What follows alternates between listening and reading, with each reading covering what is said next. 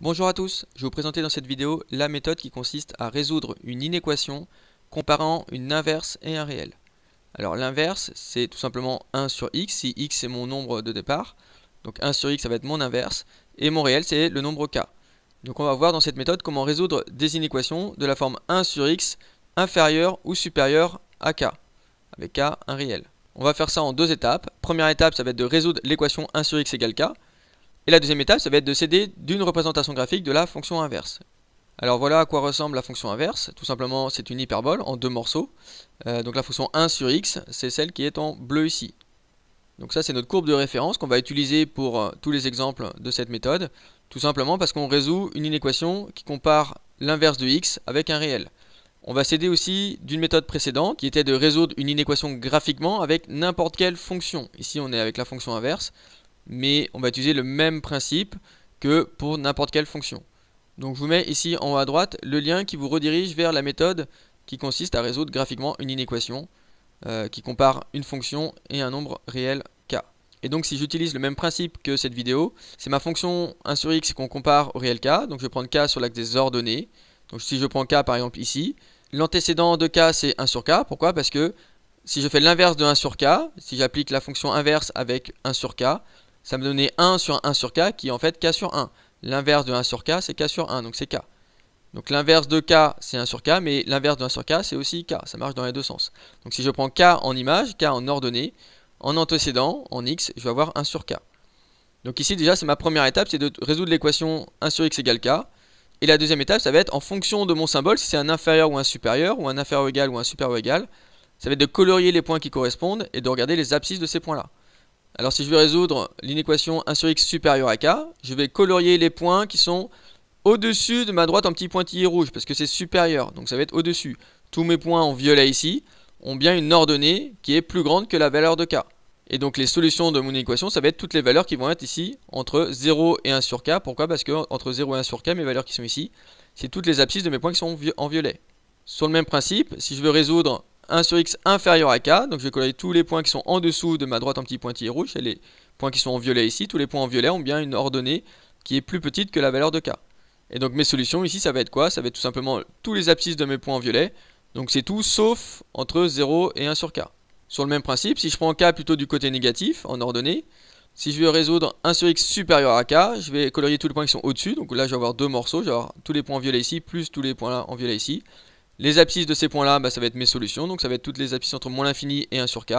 Et de 0 à plus l'infini. Je précise que 0 est toujours exclu.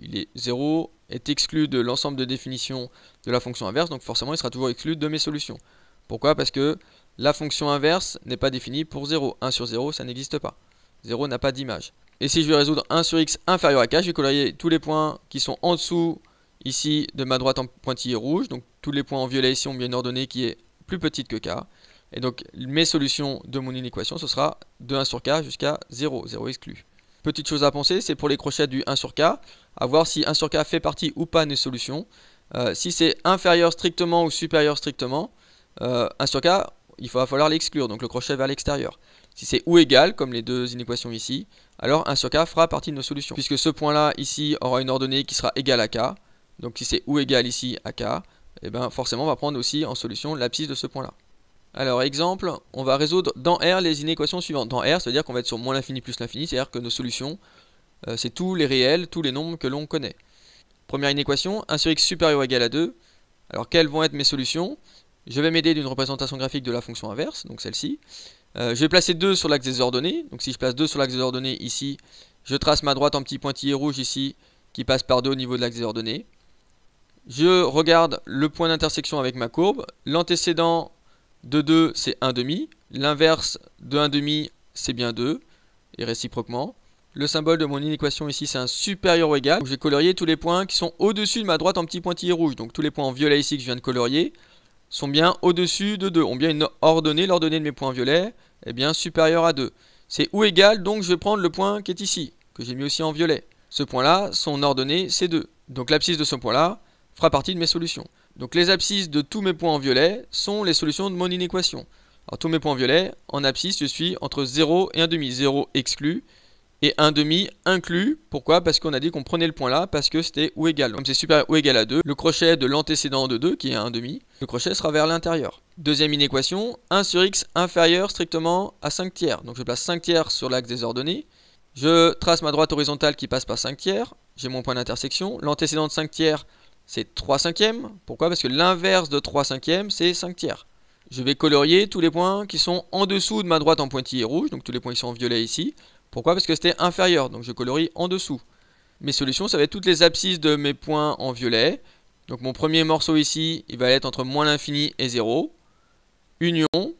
Et mon deuxième morceau ici, ça va être entre 3/5 et plus l'infini. 3/5 exclu, pourquoi? Parce que c'est strictement inférieur. Donc j'exclus le 3/5 qui correspond à mon point là. Donc ici j'avais deux morceaux de colorier, donc j'ai deux intervalles dans mes solutions.